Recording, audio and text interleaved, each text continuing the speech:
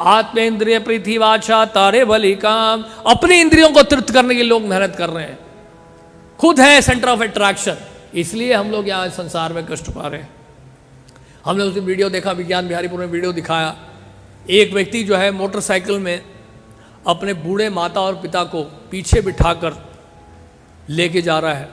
वो मोटरसाइकिल में ठीक से बैठ भी नहीं पा रहे हैं क्योंकि उनके पाँव में, हाथ में, सब में, जोड़ों में दर्द है। तो मोटरसाइकिल में कोई आसानी से बैठना आसान नहीं है वृद्ध व्यक्ति के लिए। तो यंग लोग तो बैठ जाते हैं छलांग मार के, लेकिन वृद्ध लोगों के लिए वो जोड़ों में दर्द होता है तो पाँव मुड़ेगा ही नहीं, उठेगा ही नहीं।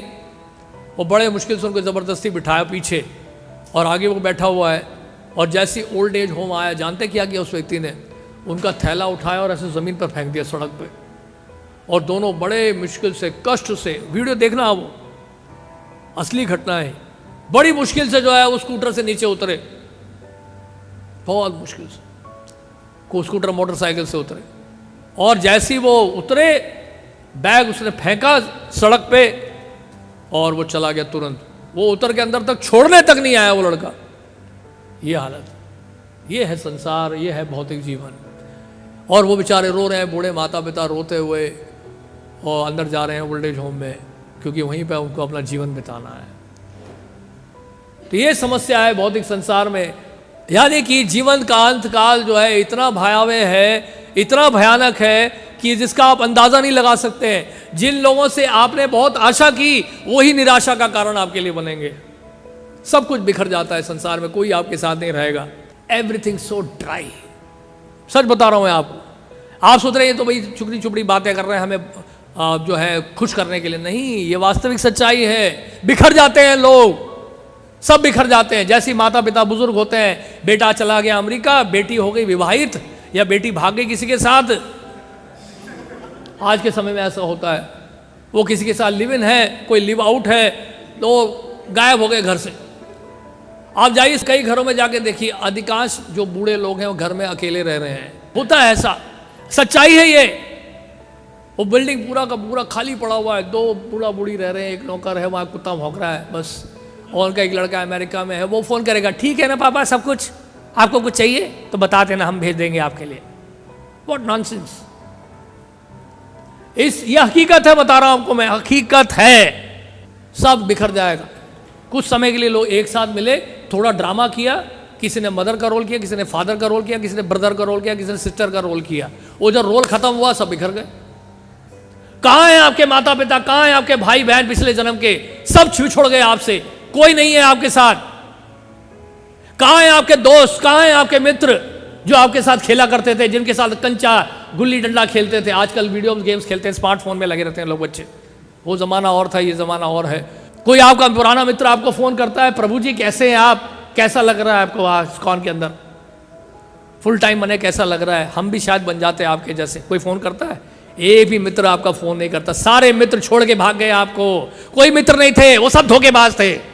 सब के सब जो है धोखेबाज, सब स्वार्थी लोग संसार में। इसलिए प्रहलाद महाराज कहते हैं, अगर स्वार्थी अगर पूरा करना है तो ये असली स्वार्थ है, क्योंकि वो नहीं जानते उनका असली स्वार्थ क्या। नाते विदु स्वार्थ गते ही विष्णु दुराशया बहिर्थ मानिनस। क्योंकि यहाँ पे यही बता रहे हैं प्रभुपाद, यही बता रहे हैं, नेताओं द्वारा, तथाकथित नेताओं द्वारा पथ भ्रष्ट होकर अखंड बंधन में रहते हैं। अंधा यथा निरूपणीय मानस ते पिश तंत्रया मुरु दामनी बद्धा। ऐसे अंधे नेताओं के पीछे लगे, गड्ढे में गिर जाते हैं सब लोग, क्योंकि वो लोग भी गड्ढे में गिरे, इसलिए उनको भी गड्ढे में गिरना पड़ता है। माया जगत इसलिए बड़ा भय है। इसलिए दोबारा संसार के बारे में सोचना, पूरा संसार में जाने की इच्छा करना, या पुराने जीवन के बारे में सोचना, ये मैं ऐसा था, मैं वैसा था, ये सब वनटासी है। यानी कि कई बार एक पशु होता है, वो क्या करता है, उल्टी, अपनी ही उल्टी को खा लेता है। तो ऐसे नहीं बनना हम सबको। याद रखिए, हमारा जीवन स्पष्ट होना चाहिए कि हम इसलिए आए कहाँ पे हैं और किस लिए आए यहाँ पर। हम भगवत प्राप्ति के लिए, कृष्ण भावना भावित होने के लिए यहाँ पर आए। हमारे जीवन में और कोई एजेंडा नहीं होना चाहिए कृष्ण के अलावा। कोट पढ़ रहा था प्रभुपाद के बारे में, प्रभुपाद बोल रहे हैं, सन्यासी का मतलब ये नहीं कि पत्नी नहीं, बच्चे नहीं, परिवार नहीं। सन्यासी का मतलब प्रभुपाद कहते हैं कि उस कृष्ण के अलावा उनके जीवन में और कोई नहीं होता। सन्यासी का मतलब ये है। मामेकम शरणम व्रज सर्वधर्मान परित्यज्य आम त्वाम सर्व पापे भ्यो मोक्षयिष्यामि मा शुचा। डरो मत, सभी धर्मों को त्याग कर केवल मेरी शरण में आओ। अगर आप कन्विंस नहीं हुए तो दूसरों को क्या कन्विंस करोगे प्रभु जी, क्या प्रचार करोगे आप? अगर खुद ही हमारा हृदय हमारा बंजर है, अकाल पड़ा हुआ है, तो दूसरों के जीवन में कैसे आप रस उत्पन्न करोगे? इसलिए साधना के द्वारा अनुकूल कार्य करने, कृष्ण भावना के श्रवण करना है, कीर्तन करना है, कृष्ण कथा हमें सुननी है, आध्यात्मिक जगत के बारे में सुनना है, वहां के बारे में अधिक से अधिक जानने का प्रयास करें। अगर वहां जाना है तो, वहां के बारे में जानना ही नहीं चाहते तो जाएंगे कैसे हम लोग, बताइए? इसलिए प्रभुपाद जी के गुरु महाराज कहते हैं, जो कलकत्ता से होकर आए वही तो कलकत्ता के बारे में आपको बताएगा। प्रभु भक्ति सिद्धांत सरस्वती ठाकुर ने बोला है, जो कलकत्ता से आया वही तो कलकत्ता के बारे में बताया है। यानी कि जिसको कृष्ण भावना की अनुभूति हुई है वही तो दूसरों को कृष्ण भावना दे सकता है।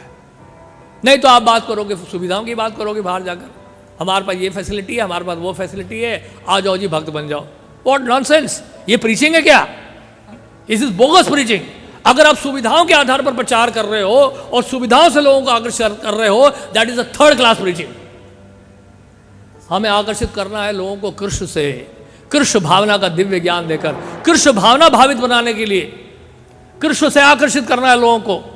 अगर आपने कृष्ण से लोगों को आकर्षित कर दिया, या कृष्ण कॉन्शियस फिलॉसफी से अगर आकर्षित कर दिया लोगों को, तो ऐसे भक्त जो है लंबे चलेंगे, स्टेबल होंगे। क्योंकि आज सुविधा है, हो सकता है कल सुविधा ना हो।